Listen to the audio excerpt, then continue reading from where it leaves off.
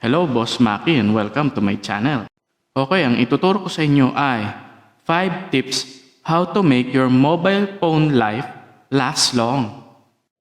Okay, marami sa atin ngayon ay may maraming gastusin, kailangan magtipid, at minsan nasisiraan ng mga gamit, ng mga katulad ng ating mga TV, radio, cellphone, especially cellphone. So, sa video ito ay iiwasan natin, lalo na sa inyong cellphone, kung paano kagad to masisira. Kaya paano ba natin iingatan ang ating mga mobile phones? Okay, tips number 1. Ugaliin na mag-charge hanggang 95% o 90% lang. Okay, ganito yan. Karamihan sa atin nagcha-charge ng mobile phone at minsan nga iniiwan pa. Minsan, iniiwan ng 2 oras, 3 oras kasi nakasanayan na ganong kahabang oras sila nagcha-charge para ma-full charge yun. Pero nakakalimutan nila na ilang percent ba yung battery ng cellphone bago nila to chinarge, di ba? Nag-charge sila, 50% pa lang, 40% pa lang ang pagkaka-lowbat niya, tapos chinarge ka agad, tapos sinunod lang yung 2 hours, 3 hours na charging time, which is mali. 3 hours, 2 hours, kung lowbat ka. Hindi ka naman lowbat eh. Kaya, kailangan mong bantayan ng cellphone mo pag nag-charge ka. I mean, is tingnan mo once in a while kung ilang percent ng iyong baterya. Tapos, wag mo nang pabuti ng 100%. Kasi, para saan? Pag ang battery ng cellphone ay nag 100% at napabayaan niya ng ilang oras, yung iba nga ay nakakatulugan pa o tinutulugan pa nga. Di ba sasabihin niyo parang wala naman nangyari sa cellphone ko, hindi naman sisira, normal pa rin naman. O kaya pa rin ng functioning. Ganito lang naman yung kaibigan. Yan kasi, kapag ang cellphone mo ay nati-charge ho, nakakatulugan mo, 100% mag-aga. Ganito lang naman yan. Nagkakaroon ng short circuit, konting kurot ba sa internal chipset niya, sa mga piyesa niya, nagkakaroon ng short circuit at once in a while, yung kurot na yan, na short circuit na yan, ay lalala hanggang sa masira na yung mga processor mo, yung mga CPU ng iyong cellphone, yung mga RAM dyan, kung anong mga internal dyan, yan ang cause kung bakit hindi tumatagal kagad yung cellphone mo due to overcharging. Kaya I do suggest na hanggang 90%, hanggang 90 to 95% lang para tumagal ang buhay ng inyong cellphone at hindi lang yon. Tatagal din ang buhay ng iyong baterya dahil hindi siya nabubugbog in terms of overcharging. Di ba? Ang ganda, di ba? Okay. Second tip ko. Pakipatay ang mga apps na hindi ginagamit. Okay, ito yan. Ikaw ba'y mahilig mag-games, mga Mobile Legends, o kaya naman ay mag-TikTok, o kung ano-ano mga apps mo dyan, mga Lazada, Shopee, Facebook, YouTube, app, tapos sabay-sabay siyang bukas habang hindi mo siya pinapatay. Okay, ganito yan. Sa atin kasi, pag yung iba, lalo na yung mga newbie, o mga beginner gumamit ng cellphone, na ganyan, is Android phone, di ba? Kahit nga yung mga datihan pa, minsan may mga ugali kayong ganito. Kapag gumagamit kayo ng apps nyo, tapos bukas lang kayo ng bukas ng apps, minsan hindi nyo na napapansin na meron na kayong 10, 5, 6 apps na open at hindi nyo yun pinapatay. Ganito lang yan. Doon sa inyong cellphone, pakipress ng home, yung square, o yung minsan naman kasi yung tatlong yung tatlong guhit doon sa may cellphone, doon sa, di ba, meron doon triangle, may square, tapos may may 3 lines doon na magkatabi, di ba, sa baba ng part ng inyong mobile phone.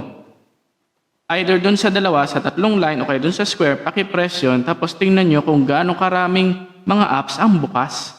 Ngayon po, pakipatay po yun. Pakiswipe, pakialis.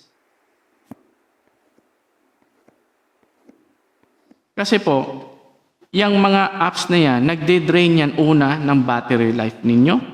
Pangalawa, nabubugbog niyan yung processor ninyo. So ano ibig sabihin?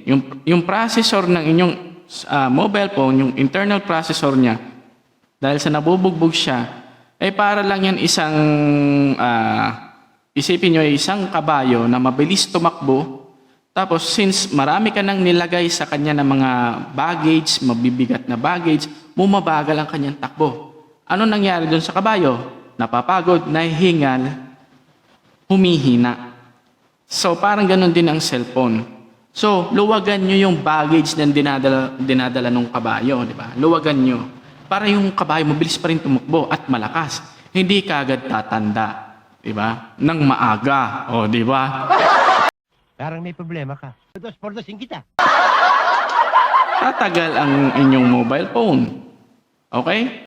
Okay, number 3, yung temperatura sa paligid at kung saan man nakalapag yung cellphone nyo. Siguraduhin nyo, porque cellphone yan, ay dapat ingatan nyo pa rin yan. Lalo na sa mga temperatura sa inyong paligid. Halimbawa, nagcha-charge kayo ng cellphone tapos nakabangbang sa init ng araw, ay maluluto yung cellphone nyo. Okay? Tapos iwasan nyo rin siya sa medyo basa-basang lugar. Siguraduhin nyo kung saan nyo pinatong yung cellphone nyo, pakipunasan, siguraduhin nyo na tuyo, doon nyo ilapag yung cellphone nyo at siguraduhin nyo na hindi dyan mainit. Gusto na mga cellphone na warm hanggang cold na temperatura. Hindi yung kasing lamig ng freezer, ha? Ano ka nasisira, ulo? Gusto nila sa mga warm place na kasi yung kanyang internal chipset, mga pyesa ay parang relax lang ba. So, hindi siya kagad masisira. Ito pa, 'di ba? Karamihan sa ating mga cellphone, lalo na meron tayong mga casing na tinatawag, 'di ba? O kaya mga silicone casing, mga ganun-ganon. Ito lang naman 'yan sa mga hindi aware.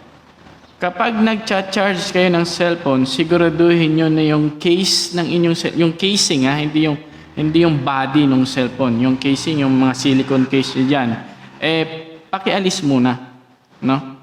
Habang nagcha-charge. Tapos mas maganda kung ang cellphone nyo papatayin nyo muna, i-power off nyo muna kapag nagcha-charge kayo.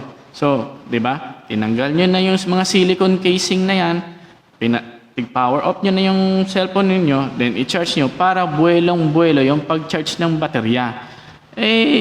Yung mga textmate nyo, mga chatmate nyo dyan, yung mga inaabangan nyo yung notification, yung mga chat ng jowa nyo, sabihin nyo muna yung jowa nyo na, love, babe, sugar, honey, sugar, oh, honey, honey.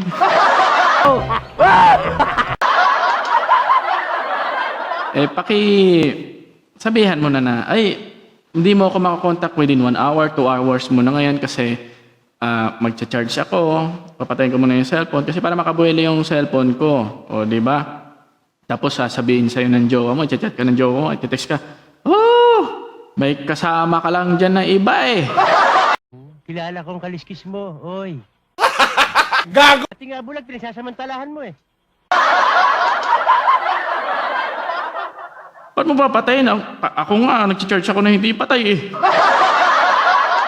Doon nyo ipaliwanag yung inyong reason out na yun ang proper way pag nag-charge ka ng mobile phone. At kung ayaw maniwala sa'yo ng jowa mo o manliligaw mo, ituro mo tong video to, ituro mo tong link na to, i-copy-paste mo, i-send mo sa kanya, hoy, tanga, gago, gaga, o di ba? Ito, pakinggan mo si Boss Maki, ito yung turo niya kasi. Okay, number 4. Ugaliin na mag-update ng mga apps at ng mga antivirus. Okay? Tapos, mag-install din kayo ng CC Cleaner. Ang CC Cleaner kasi, siya yung maglilinis ng mga trash and dumps ng iyong cellphone. At mga cache na yan. Hindi ko nga alam kung paano i-announce yan. Paano sabihin kung cache, leche. Gago! Diba?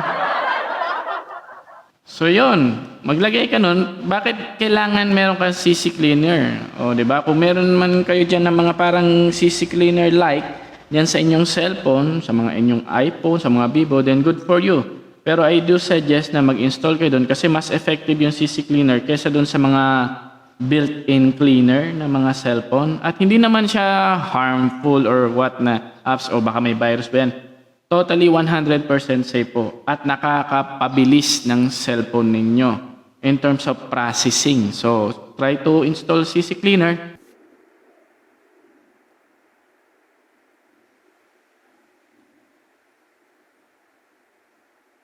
Tapos tungkol naman sa pag-update ng inyong mga apps doon sa inyong Play Store, 'di ba? Yung iba diyan kasi naka-auto-update na kaibigan, doon sa Play Store ninyo kung mabilis ang internet mo okay lang. Pero kung ikay umaasa sa mga katulad ng Globe ta Smart, Gago! Parinig ka ng parinig. Nakakagigil ka. na alam natin na the fastest internet of the world. Pakipanood yung video ko tungkol dyan. Pakisearch na lang sa aking channel. Ayan. So, yun. Sa pag-update naman ng apps ay una, kung mabagal ang internet nyo, punta kayo sa Play Store. Doon sa setting ng Play Store, turn off yung auto-update kasi babagal ang inyong cellphone. Pero vice versa, kailangan kayo mag-update ng apps nyo manually. Mamili lang kayo ng mga apps na ginagamit ninyo at yun ang i-update nyo most of the time. Kung may chance kayo mag-update, kung may free time kayo, paki-update po niyan. Kasi pag updated ang inyong apps, una, hindi kaagad mapapasok yun ng mga viruses and mga hacker and malware. Depende kung gaano kagaling yung hacker na mag-ano niyan. No? Plus, updated ka sa mga bagong features ng mga Android maker. Kaya kung may bago man sa Facebook, may bago mga pakulo dyan, may mga bago sa TikTok, may mga bago na meron sa YouTube na baka mga bagong pindutan dyan sa YouTube, siguraduhin ninyo na updated ang inyong apps. So, anong koneksyon para tumagal ang buhay ng aking cellphone? Kasi pag updated yung mga apps natin, mas mabilis ang processing kasi nandun siya sa latest update ng Android. At para lang siyang may kukumpara mo sa isang makina ng sasakyan na bagong change oil, bagong linis ang mga karburador, kung kayo'y driver dyan, alam niyo yan, di ba? Mabilis ang takbo. Updated ika nga eh.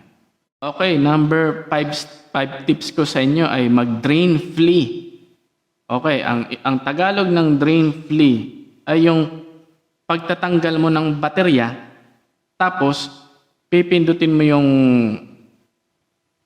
yung power switch ng inyong Android phone ng 10 seconds. Okay, ganito yan. Para saan yan, Boss Maki? Ito yan, ha? Madalas sa atin, yung number 1 ko ay ginagawa ng karamihan. Nakakatulugan o kaya naman ay napapabayaan mag-charge ang cellphone ng napakatagal.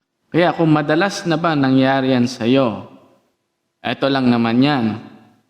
Kapag madalas mo na overcharge ang cellphone mo at minsan napapansin mo na medyo lag siya ng konti. Hindi naman to ganito dati. Nag-CC Cleaner naman ako pero medyo nararamdaman ko pa rin yung pagiging lag and freezy niya. So ganito ang gagawin nyo. Pakipatay ng inyong cellphone, pakitanggal ng baterya. Ngayon, paki-press and hold yung power switch for 10 to 30 seconds. Okay? Mamili lang po kayo kung 10 seconds ba yan o 30 seconds ba yan. Press and hold the power switch. Habang nakatanggal yung baterya, then okay na. Ngayon, pakibalik and paki-power on na po.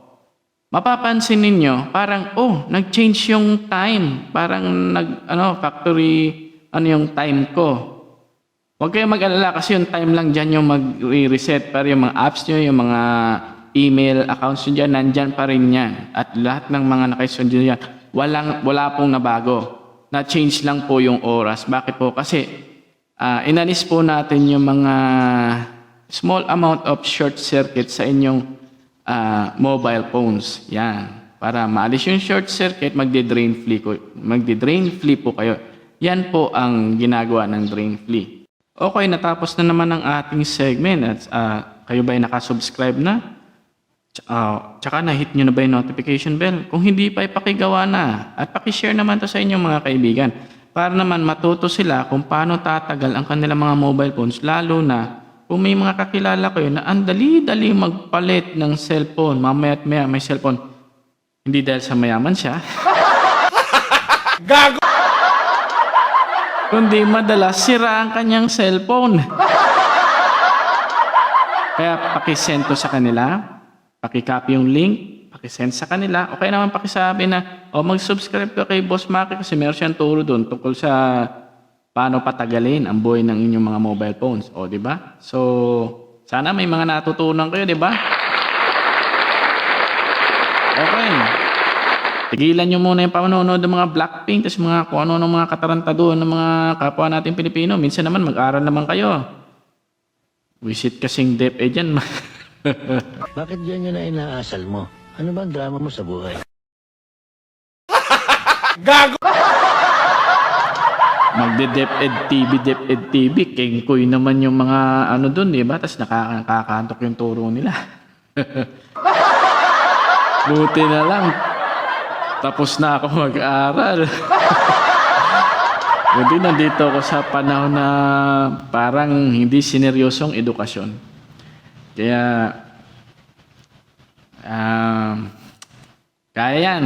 Survive everyone. Lalagpasan rin natin to lahat.